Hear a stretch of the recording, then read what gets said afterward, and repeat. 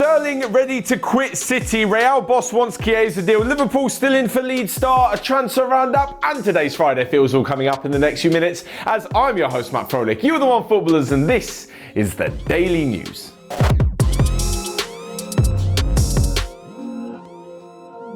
So first up, and Raheem Sterling has admitted that he would love to play abroad one day. He said that it's been his dream at a young age and that he's willing to test himself against other opposition. And this, of course, has completely and utterly blown the Raheem Sterling transfer rumours wide open. There's already been talk that he wants to move to Barcelona and a potential swap deal with the likes of Ousmane Dembele and a bit of cash could be done. But now it seems as though he will be leaving the Etihad sooner rather than later. He's got a couple of years left on his contract, but hasn't started too many games this season under Pep Guardiola. Of course, there's quite a lot of competition in the attacking places in the Manchester City squad, so much so that Raheem Sterling has only started 2 Premier League games this season, and it's looked as though in the really big matches, he's not really been trusted. I mean, take for example the away matches at Chelsea and PSG and Liverpool, where Raheem Sterling wasn't in the starting lineup. Of course, at 26 years old, I believe now, he's still a quality player, and yesterday spoke about how he still wants to score goals and get on the pitch, because of course he does.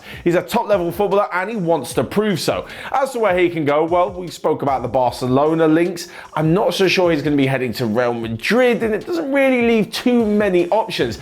There are of course, loads of top clubs who would love to have a fantastic winger, but there are loads of other options out there. And it looks as though, bizarrely enough, the only realistic deal would be a swap deal or a loan deal for Raheem Sterling. Manchester City do not need the money, so when it comes to selling one of their star players, they're going to ask for quite a hefty fee, and I don't really think too many clubs are in the position to pay that, certainly not at the minute anyway.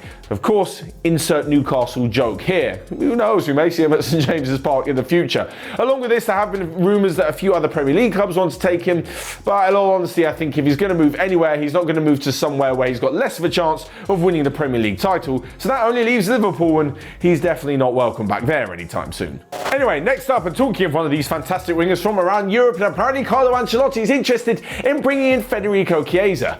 Who isn't? The Juventus star has been unbelievable, and the absence of Cristiano Ronaldo has really stepped up as the team's go-to man with a bit of a sticky situation. Chiesa, of course, was also brilliant for Italy in the European Championships, and his stock continues to rise. Now, at the moment, his current deal at Juventus sees him on a 2-year loan, and they've got the obligation to buy him for 40 million euros at the end of the deal, which is in the summer of 2022. Now, if they do that, they can of course then go ahead and sell him straight away, but it looks as though Real Madrid have quite a few good bargaining chips, and that is in the fact of many deadwood players that they want to get rid of. Of course, buying Chiesa outright is going to be a ridiculous amount of money because, like I mentioned, he's a very good player and Juventus are going to be desperate to hold on to him. So, if Real do actually want to go in for the Italian, they'll probably offer someone like Isco and Asensio, who knows, maybe both of them, or even Eden Hazard, in return. That's the one good thing about Real Madrid having so many of these players they don't necessarily play. They can be very good make weights in potential transfer deals.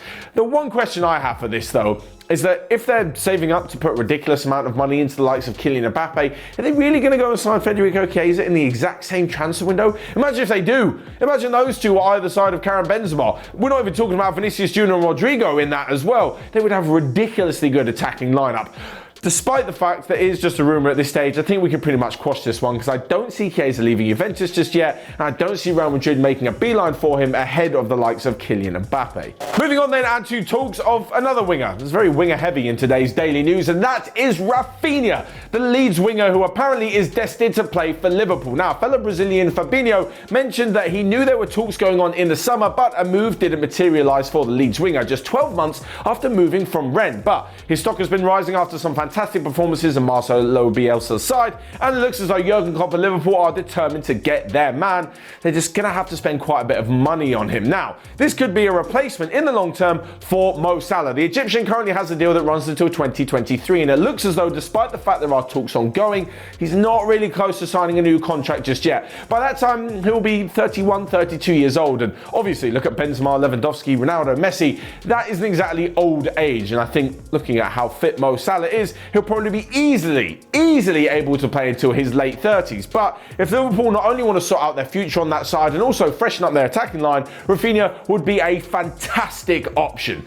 Obviously, he's not going to replace the amount of goals that Mo Salah is bringing because his strike rate is absolutely ridiculous, but he'd be a very, very good signing for the side. Unbelievably, Deco, remember legendary Deco, is actually his agent at the moment, and he was speaking a few days ago saying that it's pretty clear that despite the fact Raphina has a long contract at Leeds, that eventually he will make the step up, and Leeds know that a big sale will need to be made.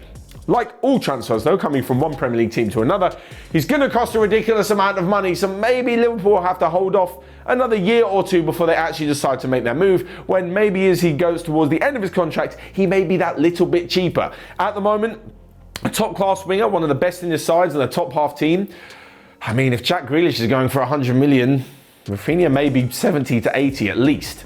Next up then, we move to a quick round-up of the rest of the day's transfer news and other news that you might have missed. And actually, talking of Leeds United, they're reportedly interested in Ajax right-back Nazir Mazraoui. The Lille president has said that if a big offer comes in January for Renato Sanchez, they will let him leave. Newcastle have reportedly already made contact with the representatives of Betis attacking midfielder Nabil Fekir.